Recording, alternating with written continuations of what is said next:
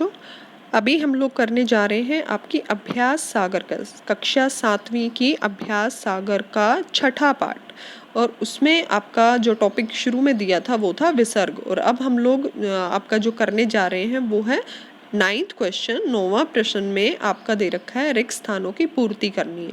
अब ये देखिए, कोष्टक में दिए हुए शब्दों में से उचित शब्द द्वारा रिक्त स्थानों की पूर्ति करनी है, यानी रिक्त स्थान यहाँ पर जो है भरने हैं जो आगे दिए हुए शब्दों उनके अनुसार। अब खाने के साथ यदि, तो यहाँ पर अगर हम लोग आचार, आचार का अर्थ क्या होता है, जो हमारा व्यवहार होता है, हम किस तरह का व्यवहार करते हैं। और अचार जो होता है जो खाने के साथ खाया जाता है, खट्टा, ठीक है, पिकल। तो यहाँ पर हम लोग खाने के साथ यदि अचार, तो यहाँ पे अचार शब्द का प्रयोग करेंगे। अचार भी हो जाए तो मज़ा आ जाए। फिर उसके बाद है रामचरितमानस। रामचरितमानस अवधि, ठीक है, दूसरे वाला ध पे बड़े ए की मात्रा भाषा में लिखी गई है, अवधि भाषा।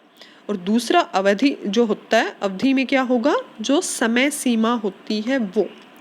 एक अवधि का अर्थ कौन सा होता है, जिसपे छोटे ए की मात्रा होती है, उसका अर्थ है समय सीमा, कि इस अवधि में तुम्हें यह कार्य करना है। और अवधि, अवधि जो होता है वो होती है एक भाषा। तो रामचरितमानस जो है वो है अवधि भाषा में लिखी गई है। उसके बाद आता है बेटा हमारा चाहे प्राण चले जाएं पर अन्याय। तो यहाँ पे कौन सा शब्द आएगा, अन्याय के, अन्याय का साथ मत दो, ठीक है। उसके बाद आता है 1 मई को विद्यालय के वार्षिक परिणाम निकलेंगे। अब यहाँ पर परिणाम मतलब रिजल्ट, ठीक है, जो हमारा वो आता है, फल आता है, परिणाम फल होता है वार्षिक, तो वो इसमें परिणाम। ओके बेटा, जहाँ पे दूसरा शब्द दिया गया है परिमाण। परिमाण होता है नापने या तोलने की इकाई, मतलब उसको नापना या तोलना, उसमें होता है परिमाण। उसके बाद आता है बेटा नियत समय पर काम करने वाला व्यक्ति ही जीवन में उन्नति करता है। नियत मतलब एक निश्चित समय पे, और नियति का अर्थ होता है भाग्य। तो यहाँ पर हम लोग जो करेंगे वो है नियत, यानी निश्चित समय पर, कई निश्चित समय पर काम करने वाला व्यक्ति ही उन्नति करता है। ओके बेटा, फिर आता है हमारा क्वेश्चन नंबर 10। क्वेश्चन नंबर 10 में देखिए, नीचे दिए गए वाक्यांशों के लिए एक शब्द छांट कर लिखना है और वर्ग पहेली भी भरनी है। इसके नीचे यहाँ पर वर्ग पहेली दी गई है, तो उन शब्दों को हम लोग वर्ग पहेली भी भरेंगे। अब देखिए, जहाँ पहुँचना सरल हो, यानी जहाँ पहुँचना इजी हो, उसको क्या बोल लेंगे, सुगम। और जहाँ जाया न जा सके वहाँ पर अगम, यानी जहाँ पहुँच ही नहीं सकते वो अगम। जहाँ पे जाना कठिन हो उसको हम लोग बोल सकते हैं दुर्गम, ठीक है। यहाँ पर सुगम, जहाँ पहुँचना सरल हो वो सुगम शब्द। जहाँ जाया न जा सके वहाँ अगम। जिसका कोई पार न हो अपार। विशाल हृदय वाला उदार, ठीक है। जंगल में अपने आप आग, जो लगी आग, उसको क्या बोलते हैं, जो आग अपने आप ही लग जाती है जंगल में, उसको दावानल बोला जाता है। शब्द आएगा दावानल। जो बहुत बोलता हो वाचाल, इसमें हम लोग बातुनी वर्ड नहीं यूज करेंगे, हम लोग वाचाल। वाचाल मतलब बहुत ज़्यादा बोलने वाला। फिर ये हमारी वर्ग पहेली है बेटा, इसमें क वाले में हमारा शब्द कौन सा आया है, सुगम। ख वाले में आया है अगम। ग वाला हमारा होता है अपार। और यहाँ पे ये घ वाला आया है यहाँ पे उदार। और फिर अड़ वाला, ये वाला आया है दावानल, ठीक है। च वाला आया है वाचाल। तो इस तरह से हम लोग जो ऊपर ये हमारे आंसर दिए हैं, इन्हीं को यहाँ वर्ग पहेली में हम लोग भरेंगे। उसके बाद है क्वेश्चन नंबर 11। नीचे दिए गए गद्यांश में वर्तनी के हिसाब से वर्तनी संबंधी अनेक अशुद्धियां दी गई हैं, गलती दी गई हैं। तो वर्तनी संबंधी अशुद्धियों को शुद्ध करके गद्यांश को पुनः लिखिए। तो यानी ये जो गलतियां दे रखी, जैसे अंडरलाइन की हुई बेटा, ये सारी की सारी गलतियां हैं। आज प्रदूषण, द पे बड़े ऊ की मात्रा, ठीक है। यहाँ पे प्रदूषण ये गलत दिया गया है, तो इस पे बड़े ऊ की मात्रा आएगी। बहुत बढ़, ये नहीं ढ, ठीक है, बढ़ गया है, इसकी, यह सबकी, क जो होता है उस पे बड़े ई की मात्रा, सबकी, परेशानी नहीं, परेशानी, र जो होता है उस पे एक सिंगल मात्रा, परेशानी का कारण बन गए हैं, बन गए नहीं, बन गया है, क्योंकि यहाँ पे प्रदूषण के बारे में बताया गया है और प्रदूषण जो है वो एक वचन में लिया है, तो यहाँ पे बन गया है। इसकी वजह से बीमारियां, बीमारियां जो है, बीमारी जो शब्द होता है बेटा उस पे बड़े ई की मात्रा होती है, ब पे बड़े ई की मात्रा होती है और र पे भी बड़े ई की होती है, लेकिन जब हम उसका बहुवचन लिखेंगे तो ब पे तो बड़े ई की आएगी, लेकिन र जो होता है उस पे छोटे ई की मात्रा हो जाती है। तो बीमारियां जो है वो भी गलत दिया हुआ है इसमें। फेल, फेल नहीं, फैल, फैल रही हैं, तो यहाँ पे फेल, फै पे दो मात्रा होंगी। फिर उसके बाद आता है नदियों, तो यहाँ पे नदियों में नदियों गलत लिखा हुआ है, द पे छोटे ई की मात्रा।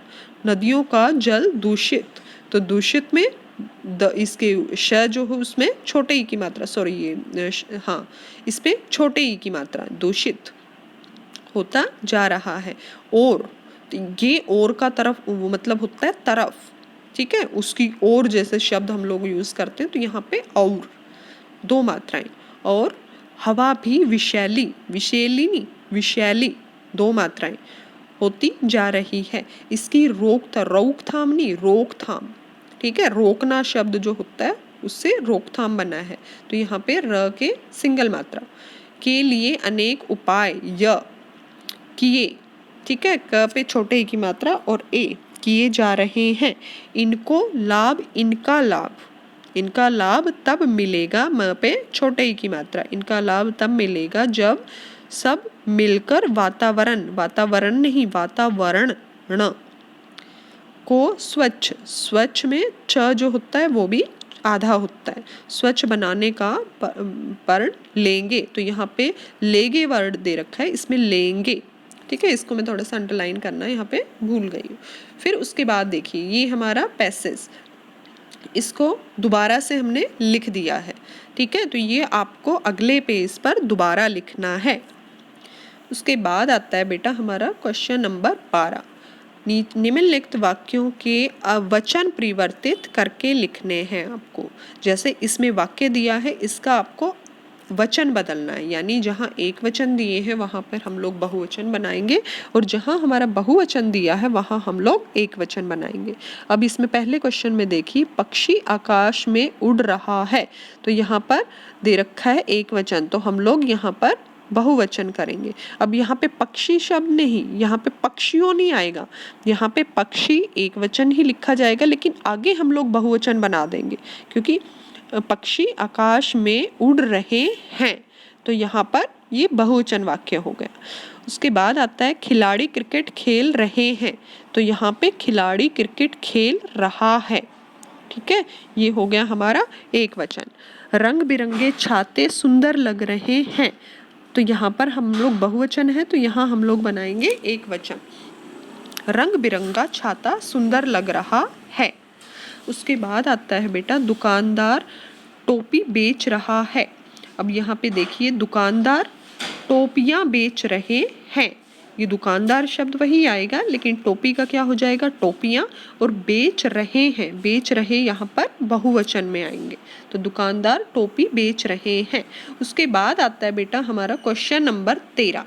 क्वेश्चन नंबर 13 में आपको क्या करना है, समय का महत्व, इस पर आपको एक अनुच्छेद लिखना है, ठीक है। अनुच्छेद में आपको क्या करना है, जो हमारा यानी अभ्यास, ये ज्ञान सागर की पुस्तक में जो दिया गया है, कविता दी गई है, उसके आधार पर भी हम लोग सरलार्थ लिख सकते हैं कि हमें समय का महत्व जो है उसको पहचानना चाहिए। ये समय हमारे लिए बहुत कीमती है, जो सारी चीज़ें हमें वापस मिल सकती हैं, लेकिन बीता हुआ समय कभी वापस नहीं आता, जो समय के साथ नहीं चलता वो बहुत पीछे रह जाता है, वो अपने जीवन में कभी उन्नति नहीं कर सकता है।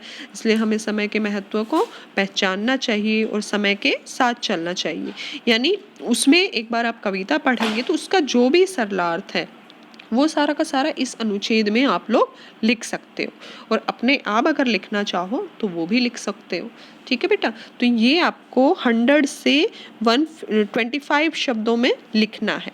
यानी हम लोग समय के महत्व के बारे में आपको एक अनुच्छेद तैयार करना है और इस पेज पर लिखना है, जिसकी जो शब्द हैं उसमें शब्द सीमा क्या होगी, उसमें 100 शब्दों से 125 शब्दों तक आपको लिखनी है वो। ओके बेटा, थैंक यू।